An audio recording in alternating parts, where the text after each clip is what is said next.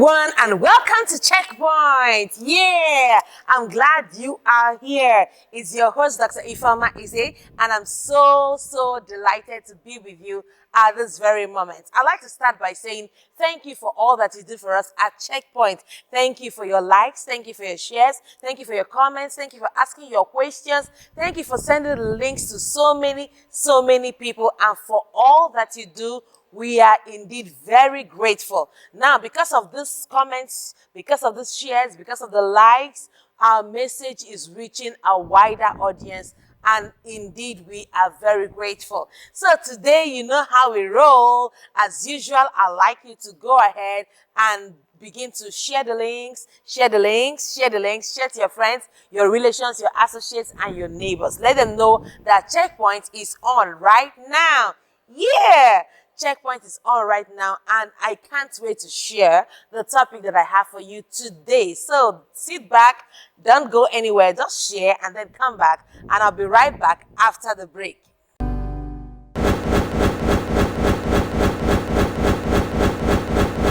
All right, welcome back from the break.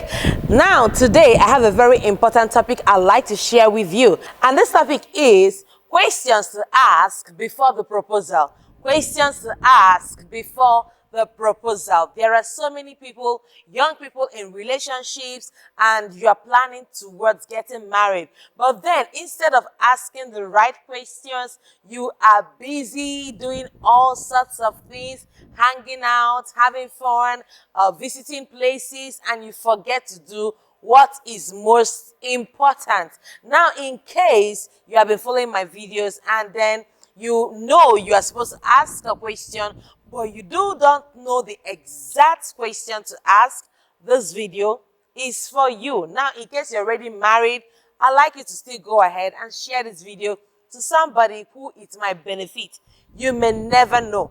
The things that you are going to be learning from the video will also help you to advise somebody by your side more appropriately. It could be your child, it could be a younger sibling, it could be a friend. So please, this video is for everyone.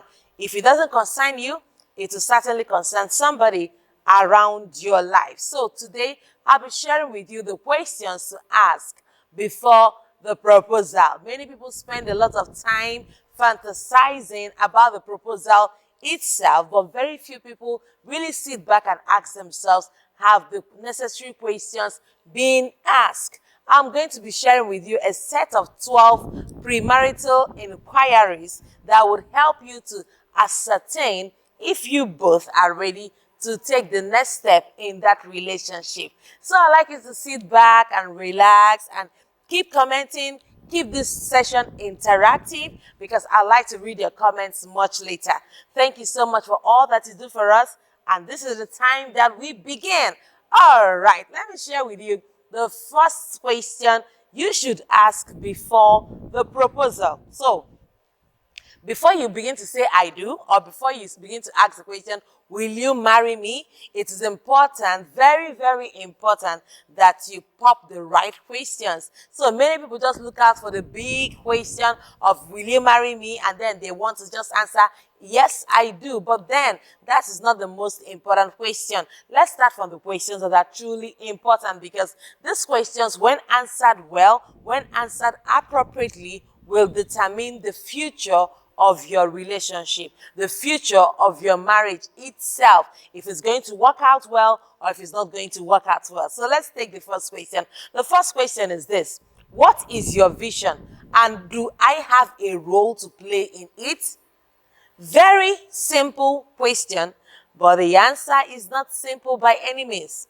What is your vision, and do I have a role to play in it? Many people go ahead and get married, and they do not consider this very important aspect of their marriage. What is your vision in life, and what role do I have to play in it? This question is so imperative that everyone should ask the person they want to get married to before they actually get married.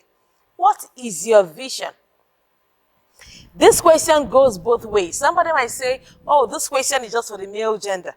But listen to me, it's not just for the male gender. is also for the female gender. Because if you are able to ask the right questions, imagine a male in a relationship, right? And the male is asking the lady, what is your vision and what role do I have to play in it? And the lady is asking him in return, what is your vision and what role do I have to play in it? By the time they begin to discuss what should work out well for them is what we call vision compatibility. A point where both of them have visions that can fit in together. When we talk about compatibility, we are simply saying that in the relationship between this male and this female, that both their visions should be able to agree. Their visions don't have to be similar, but their visions need to make room for each other in that vision. So when we talk about vision compatibility, we are not saying that their visions should be similar visions. We are saying that their visions should be able to make room for both of them to fit in appropriately. So before you begin to start feeling the butterflies in your tummy and you begin to assume that this is going to be a wonderful, wonderful relationship, go ahead and ask this question. Assuming he says that he wants to be a music producer and she says she wants to be a wonderful singer. You see, they are not doing the same thing exactly, but their vision is compatible. Assuming that he says that he wants to be an attorney and she says she wants to be a seamstress, their vision can still work if both of them have roles for each other in their vision. So what is most important is not that the vision becomes similar, but that the vision is compatible. Imagine someone who is supposed to be an anti-crime boss getting married to a criminal lord. So you see, it becomes a problem. Their vision is not compatible because each and every day they are at loggerhead, at heels with each other. So this cannot work. Let me give another example. I know you might say, oh, we're not talking to believers. No, everyone should know the right thing to do. So let me give you another example. So another example of a vision that is not compatible is assuming the lady wants to be a minister of the gospel. And then the guy that is getting married to her wants to be a nightclub owner. You see, these businesses, this nightclub business and the ministry business are not compatible at all. So it's important that you make sure that you figure out what your vision, what the vision of your will-be husband, will-be wife is, and then find out if you have a role to play in it. Did you get that loud and clear? All right, so let's talk about number two. Number two, question that you have to ask before the proposal is this question. What do you consider an extreme way in worshiping God? What do you consider an extreme in worshiping God? What are your limits in worshiping God? So this question is a question that would help you discern if the person you want to get married to is someone who is so all sold out for God or somebody who wants to serve God at their convenience. Now, both answers will determine how you are to progress with the relationship. So if he or she says, oh no, there are no limits to serving God, okay, I do not consider anything an extreme unless somebody becomes overly fanatical about it or becomes unnecessarily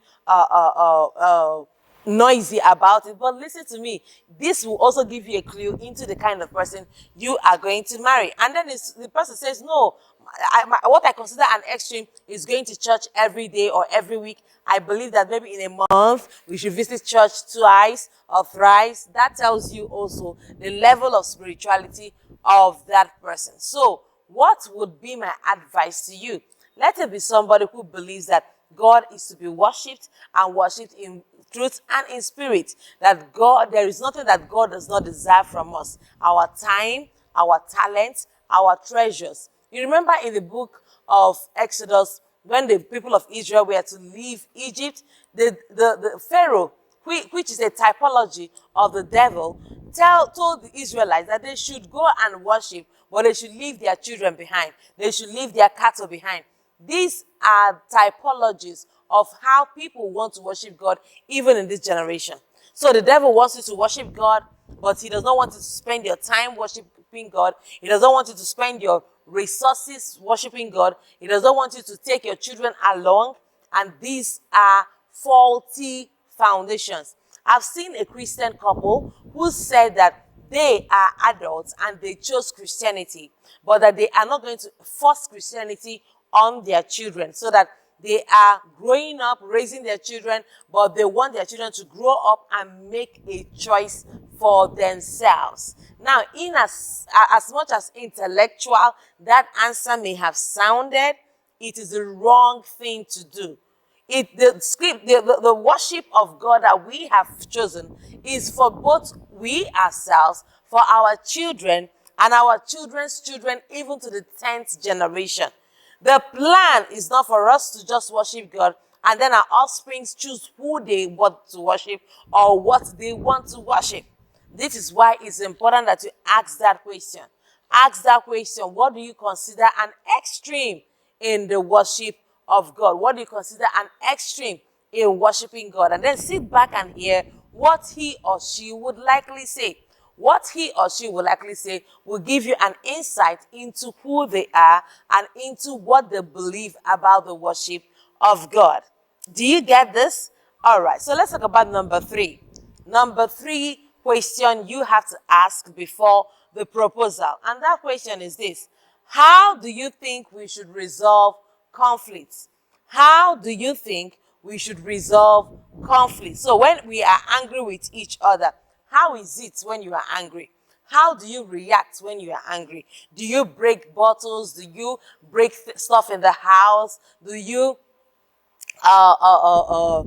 throw tantrums? How do you behave when you are angry? So how do you think we should resolve conflicts? Let's talk about it. When you are angry, what does it look like? What's the picture of you being angry? And these are the things that are very legit. It's important that you both never lie to each other, because you want to develop trust with each other. So basically say what it looks like when you are angry. When I'm angry, I begin to shout. When I'm angry, I begin to rant. When I'm angry, I begin to fight. When I'm angry, I begin to throw tantrums. When I'm angry, I begin to break stuff. When I'm angry, I keep quiet. I give the silent treatment. Open your mouth and say what it looks like when you are angry, so that this person would ask him or herself, am I willing to contend with this? Am I willing to deal with it? Is this something I can handle? And if possible, beyond the asking of questions, sometimes let each other not really have their way, so that you get to see a first-hand way through which they express their anger. This is so important, because anger management is a serious matter in relationships. There are people who are fully formed physically, but they are not fully formed mentally. Let me say this again. There are people who are fully formed physically, but they are not fully formed mentally, all right, psychologically. So because of that, in as much as they are grown-up men or grown-up women, you see them throwing tantrums like children.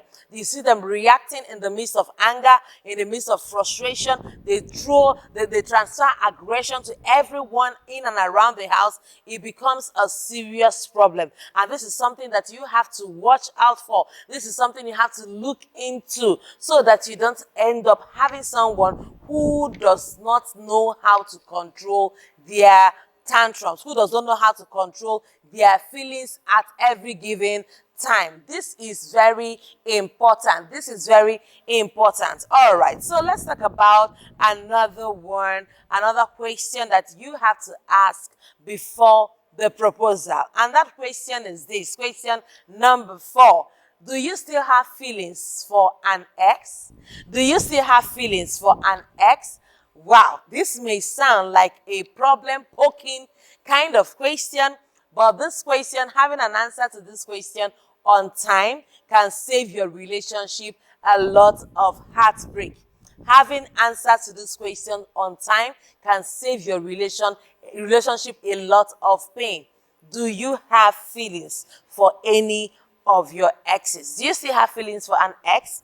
And then sit back and look at the person's eye and be sure they are giving you the right answers. If they say yes, they still have issues for an ex, then you may need to step back and watch out for the relationship. Not just leave the relationship, but just wait and see if they're able to figure things out. If they would prioritize you. If when faced with a situation whereby you need help or you are in need and that ex they still have a feeling for is also in need, watch out and see how they choose, who they prioritize. This will tell you if you are playing second fiddle in your relationship or if you are the priority. This is very essential and something you have to look out for in a relationship. And you would ask them the question, make sure that you also do not have feelings for an ex. If it's an ex, it's an ex. It's over, it's done. There is no other thing still connecting the both of you. And this usually happens when sexual intercourse has happened, premarital sex has happened, and because of that, you've developed what we call a soul tie. So then it's difficult for you to move forward. You're always thinking about the past. You're always thinking about that ex, even though the ex may not be good for you. Even though the ex may not be what you need in your life, you still keep looking backward. You still keep thinking about that same person. So answer this question. Do you still have feelings for an ex? And if you still do, and you really want this new relationship, you have to go back and resolve that issue. You have to go back and treat that issue. You have to go back and tell yourself why you left that ex, why that ex is no longer a part of your life, why you have moved on, and why you have chosen someone else in your life. And please, when you choose this new person in your life, make sure that this new person is everything. Don't choose somebody and then you still have feelings for another person who is not within that relationship. So please, if you are the one who has feelings for an ex, clear it up, all right? Clear it up. Tell yourself you have moved forward and that this person with you right now is the best thing that has happened to you. That way you're able to move forward and move on to the new relationship, okay? All right, so let's talk about number 5. Number 5 question that you have to ask before the proposal is this question. Have you ever been abused or been in an abusive relationship? Have you ever been abused or been in an abusive relationship? This question is so instrumental and important because there are many marital issues that have arisen as a result of foundation, as a result of experience that one person had growing up. There's a particular lady who would never ever want her husband to touch her simply because she was raped as a young girl. So whenever the husband comes creeping on her at night, most importantly, she begins to shout and scream and fidget. That is why I insist that people get healed before they get married. If you don't get healed emotionally, you will come into that marriage with that emotional baggage and you will create a lot of problems and tension and fears for the person you are getting married to. That is why you have to insist. That is why you have to make sure that you are healed before you get into that marriage. So ask the person who you are about to get married to. Before you propose, before you say, I do, ask him, ask her, and ask them if they've been in an abusive relationship before. There's another case I got to know about. This guy is a homosexual, even while being married. And how did he get into homosexuality? As a young boy, he was raped by an uncle. And because he was raped by an uncle, most times it became what he knew. It became his first definition of sex. And now he is never ever satisfied by the wife he married simply because something in him still longs for that relationship he used to have with his uncle. So even though he was married to his wife, he still had other younger boys around his life that he had to be sleeping with. See how messed up the situation is. And he could not move on. He could not, even as much as he went, fell in love with a lady and married her, what is in him is still troubling him. So it's important so that you don't begin to fight battles that you don't know where they started from, so that you don't begin to fight battles that you don't even know its origin. And then you begin to suffer in your marriage simply because somebody came into that marriage with some emotional baggage. Now, the fact that somebody went through a rough past does not mean that you should not marry the person. But you just have to ascertain that the person has actually healed from that past pain. So the person is, at this point, is able to talk about it without crying. The person is able to talk about it without fidgeting. The person is able to talk about it without feelings of shock and stuff like that. That's when you know that this person it's happened to you, quite all right, but then you have been able to move on from it. So ask the pertinent question. Have you ever been abused, or have you been in an abusive relationship?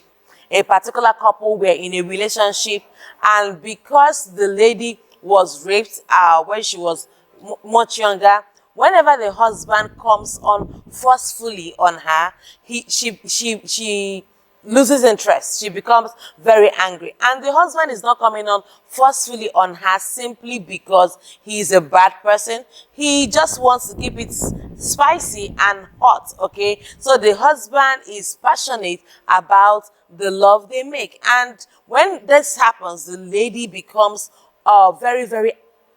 begins to have anxiety, serious anxiety that will eventually make them not to have any intercourse at all. So the guy over time now learns how to step it down. So for almost 10, 12 years of their marriage, he was just stepping it down, taking it as cool, as slow as possible. Unknown to him, his wife had healed over time, and this time around, she wanted things a bit rushed, a bit fast, a bit on the higher tempo, but she did not communicate to him.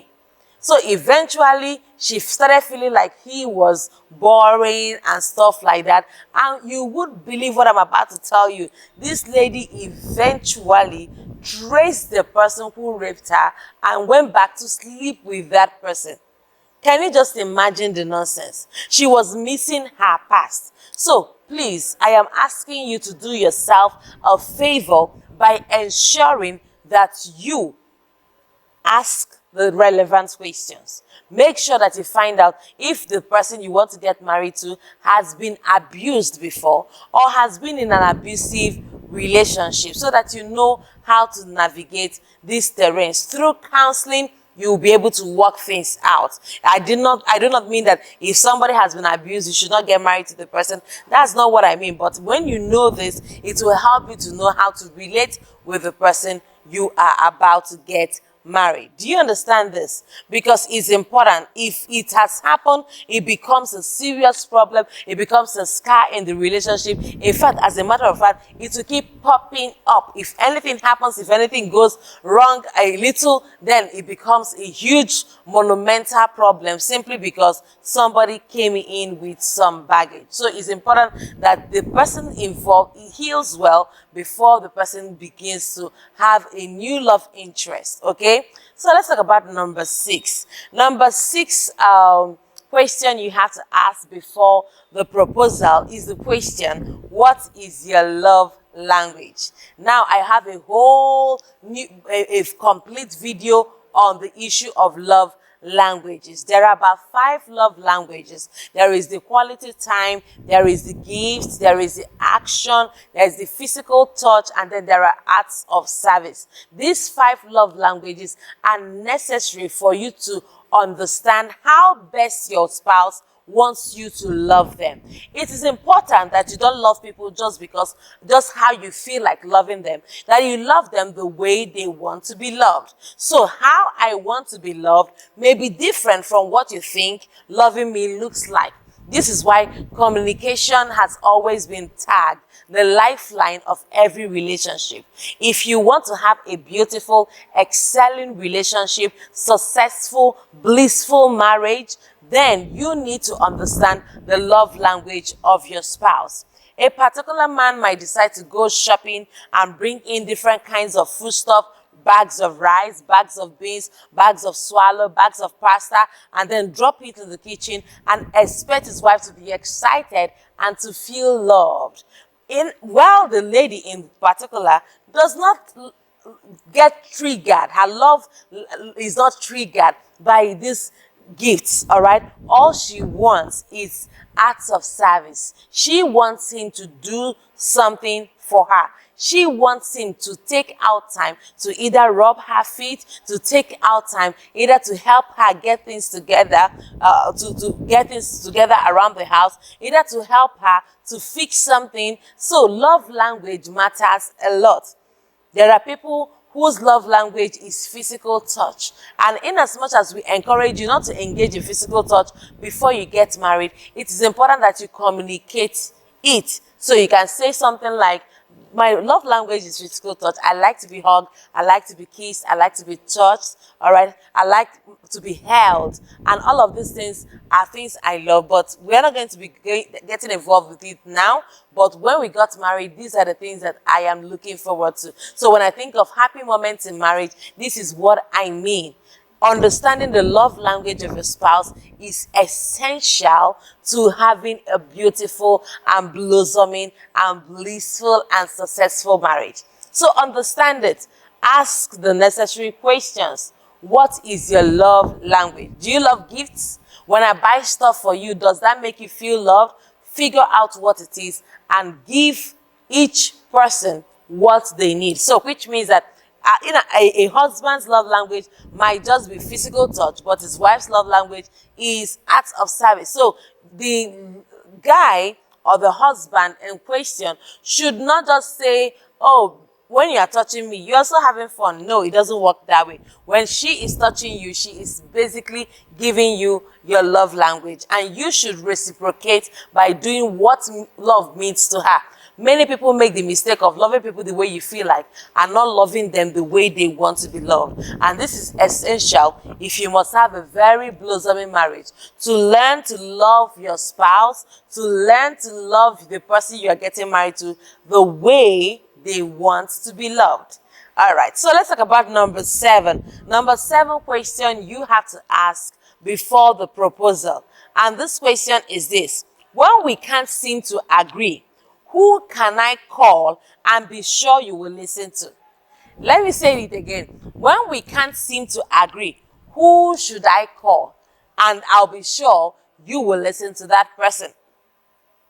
This is key. Let me tell you something. Run away from anyone who, when they are upset, who, when they can't seem to agree with their spouse, nobody can talk them out of what they have agreed to do. Nobody can talk them out of their personal decision. Nobody can talk them out of a particular reaction. Run away from such a person. These are not the kind of people you give room for. Don't even understand. Don't even give room. Don't even say, we are going to work this out.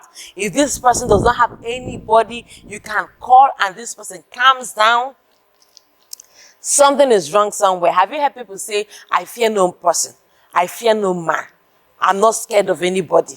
Nobody can control me. Nobody can tell me that. Nobody can tell me this. Listen to me.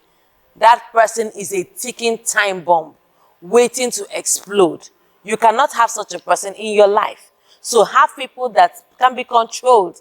All right? Have people that somebody can talk them out of what they have decided to do. Have people that when you call that person, his person will have to calm down. I am grateful that in the course of me being married to my husband for almost 17 years now, we have not had to call anybody to talk to them, to bring them to their senses. But we have those kind of people that we can call. He knows the person he can call when my head begins to go gaga and I don't seem to listen to sound reason. I know the person I can call when my husband's head begins to go gaga and he can't seem to listen or understand. So, but I am grateful that we have not been able to come to that point, but we know what to do if, peradventure, it comes to that point. So please, I want to encourage you out there. Make sure that anybody you are getting married to, make sure that anybody you are eventually going to propose to or receive their proposal, that you have somebody who you can call or talk to when you can't seem to agree. The Bible says that can two work together except they be agreed. There is no way both of you can work together unless you are agreeable to a large extent. That is why you have to make sure that you have a backup plan when this does not work. So far, so good. There are times when my husband has not really understood me, or has not understood my point of view, or has decided to take a decision despite my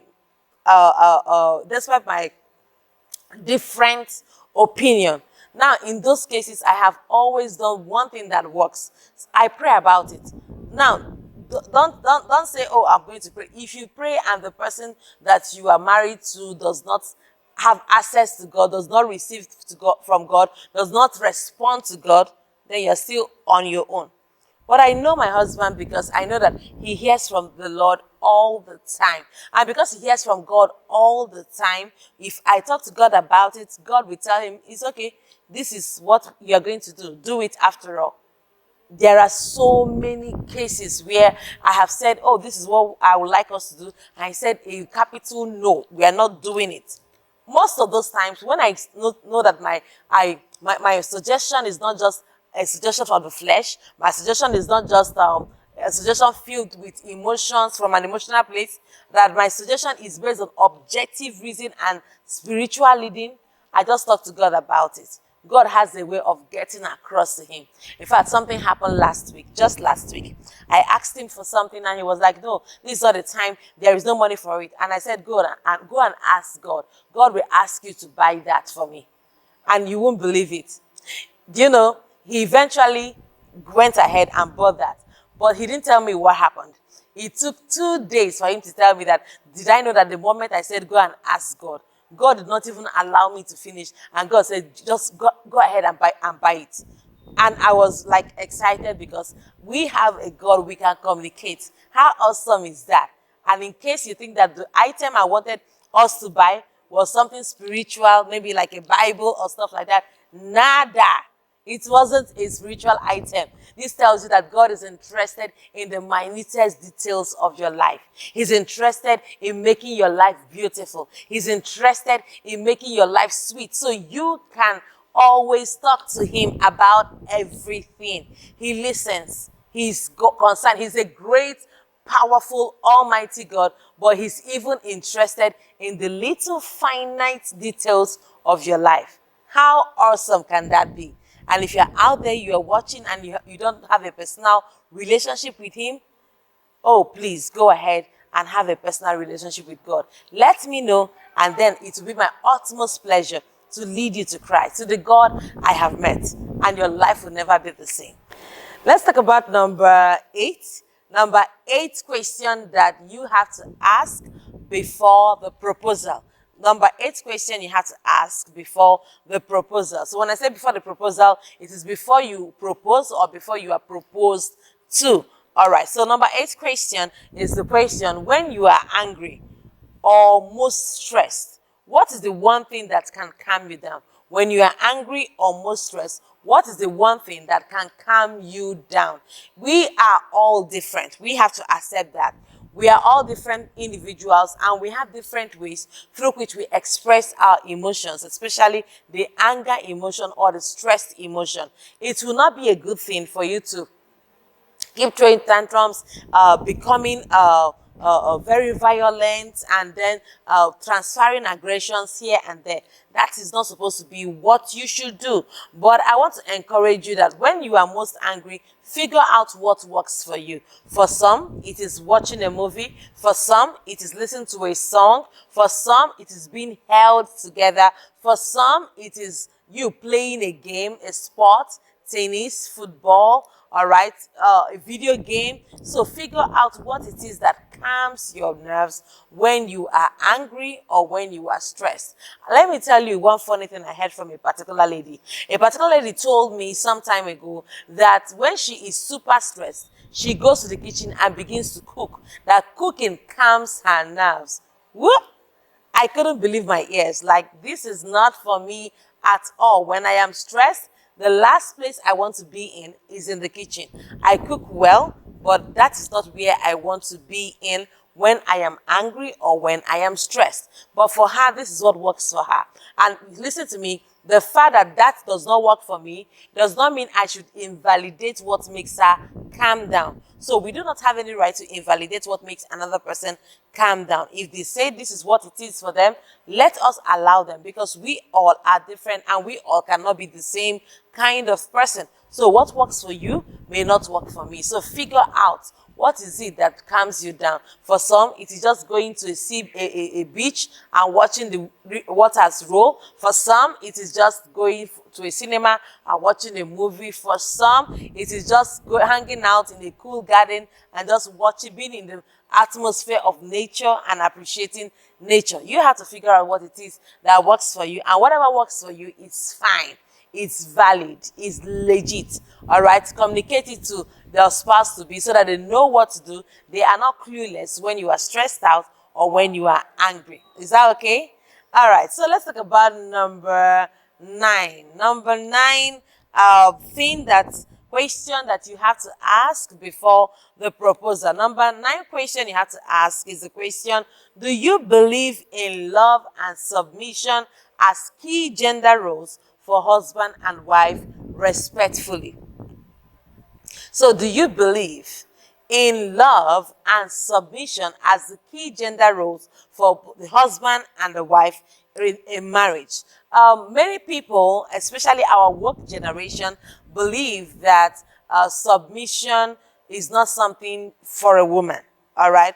So in as much as I believe that even the husband, there will be times when we submit to one another. But primarily, a wife is meant to submit to her husband. Now, I do not say that a wife should submit to her boss at the office. I do not say that a woman should submit to her landlord at her compound. I do not say that a woman should submit to her leader in her team. I am just saying that a wife should submit to her husband. If you do not believe that a wife should submit, please leave that marriage alone, because it will be very hazardous. It will be very terrible for a man who believes in the submission of his wife to go out there and then get married to somebody who does not believe in submission. Equally, I believe that love is a two-way street. A husband should love the wife and the wife should love the husband. But I also believe that the husbands have it as a primary duty, a primary role to play in marriage. So when a husband loves his wife, the wife will reciprocate by submitting. And when the wife submits to her husband, the husband will reciprocate by loving this woman who has submitted to him. And this is how you make a marriage glorious. But there are people who are in the woke generation who do not accept these standards. And if you do not accept these standards, there will certainly be bound to be problems, misunderstandings, conflicts in that marriage. So is this something you believe? Do you believe a woman is meant to submit? Or do you think that women are better than men? Do you believe that a man is meant to love? Or do you think that women who you love are usurping your love for them, that they don't deserve love, that when you love a woman, she will take it for granted, that when you love a woman, she would abuse it and betray you? What do you believe?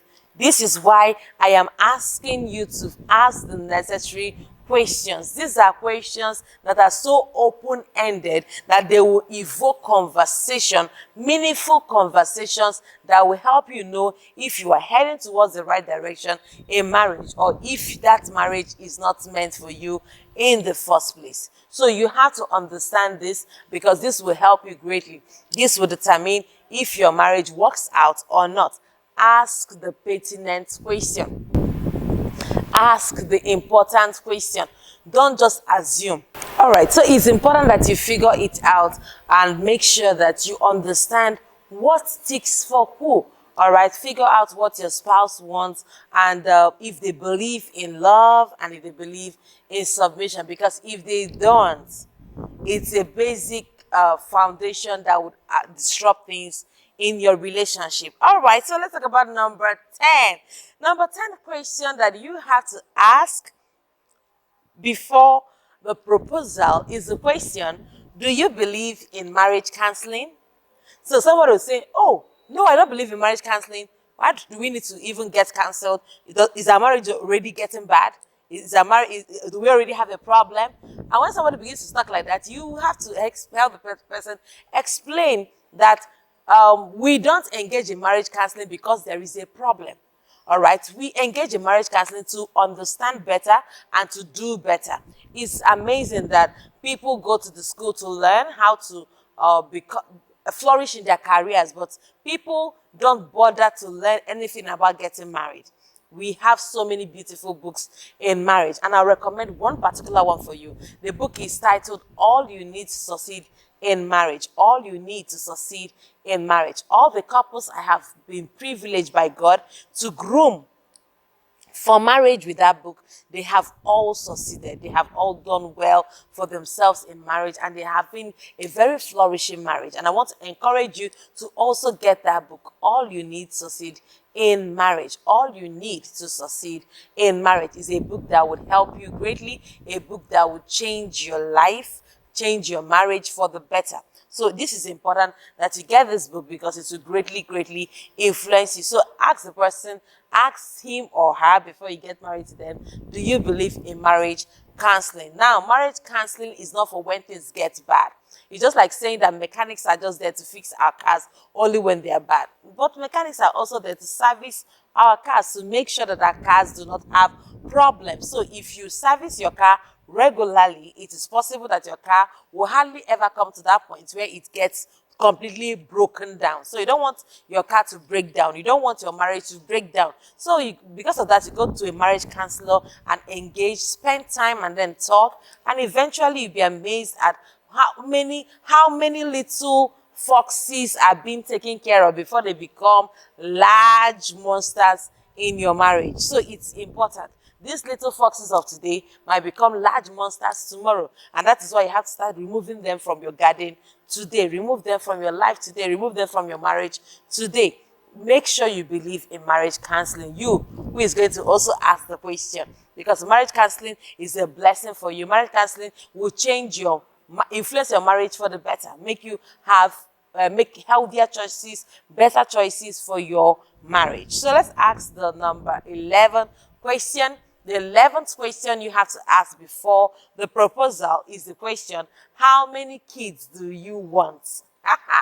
Now, I know that you may have known this one earlier, but please ask the question, how many kids do you want? How many children do you want? Because if you don't ask this question, you may be faced with some harsh realities. Let me tell you the story of a particular young man.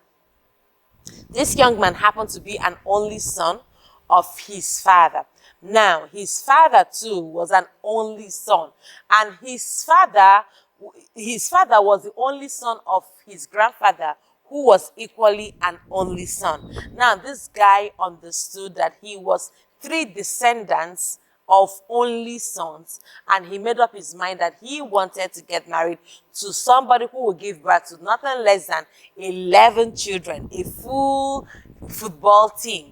So he set out on that adventure and started looking for somebody who is compatible. But it happened that when he met a particular lady he wanted to marry, he did not communicate that vision or that dream or ambition to her, and then they got married. So after they got married, the lady had given birth to 4 children, and she was thinking of stopping, and the guy was fusing and making a lot of threats and angry and complaining that he doesn't have enough children yet. This lady is saying, look at me, I'm already wasted bodily. I can't do this anymore. 4 children, they are enough for me. And the man was threatening he was going to get married to another person so he can have the number of children he wanted to have, simply because he was an only child. So what he was trying to do was to ensure that this innocent woman fill the gap that his grandmother could not do, that his own mother could not do, and that his grandmother could not do, and his own mother could not do. So he wants this lady to now be the one to fill their hamlet or their clan with children.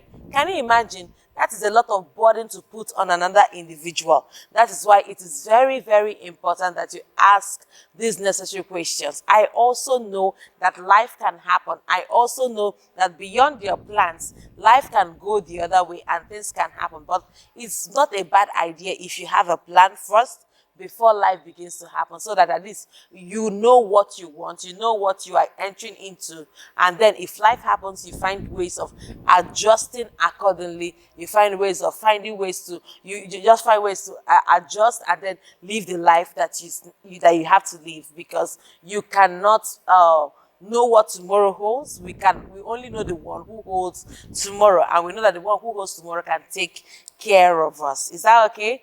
All right, so before I tell you the number, the 12th one, I'd like us to recap on the 12 questions that you have to ask before the proposal. We said number one, you have to ask the question, what is your vision in life and what is my role in it? We said number two, you have to ask the question, what do you consider an extreme in worshiping God? We said number three, you have to ask the question, how do you think we should resolve our conflict? What do you look like when you are angry? Number four question is, do you still have feelings for an ex? It's important to ask that question. All right, so number five question is the question, have you ever been abused or been in an abusive relationship? Number six question is the question, what is your love language, or what are your love languages, as the case may be? Number seven question that you have to ask before the proposal is the question, when we can't seem to agree, who should I call that I am sure you will listen to? Now, number eight question is the question, when you are angry or most stressed out, what is the one thing that can calm you down? Is it grape? Is it juice? Is it food? Is it workout? Is it an exercise? Is it a movie? Is it a song? What is it that calms you down? Now, number nine question we asked today is, do you believe in love and submission as key gender roles for husband and wife, respectively? Now, number 10 question that we asked today is the question, do you believe in marriage counseling? Because marriage counseling is not just for those who are having marital issues. Now, number 11 question is, how many children do you want to have? How many children do you want? So it was, at least you start from there and then begin to work out what eventually happens in life. And the 12th and the last question for today is the question, how was the marriage of your parents? How was the marriage of your parents? And what would you like to take from them, and what would you like to leave from them? Do you understand? What would you like to borrow from them, and what would you not like to borrow from their marriage? So this question will open you up to what the marriage of your spouse, of your fiance's parents look like, and then it will help you know what you are to expect, because apples really don't fall far from the tree. Apples really don't fall far from the tree. You need to figure out what it is that happened in their own marriage. Were they separated? Were they broken? Because if they were separated, it's possible that this person in a relationship, in the marriage, will be thinking short term, short term, short term, short term. So before what happens to my mother happens to me, let me quickly make this move. Before what happens to my father happens to me, let me begin to make this move. So they begin to think short term. So you need to figure out these things so that you'll be able to readjust yourself most appropriately, so that you can be able to have a good marriage. When people experience a lot of things from their parents growing up, they tend to replicate those things in other ways. They may even hate it, but they'll see themselves doing the same things that they hate in that marriage. So those are the few things I decided to share with you today on Checkpoint. I hope you have been thoroughly blessed. I hope your life has been enriched, and I know that you will never fail in marriage. So please ask the right questions before the proposal, and you'll be sure to have a very blessed and beautiful marriage. Until I come your way again, keep making a positive, indelible mark in the lives of people and on the sands of time. I love you so much. Bye-bye for now. Mwah.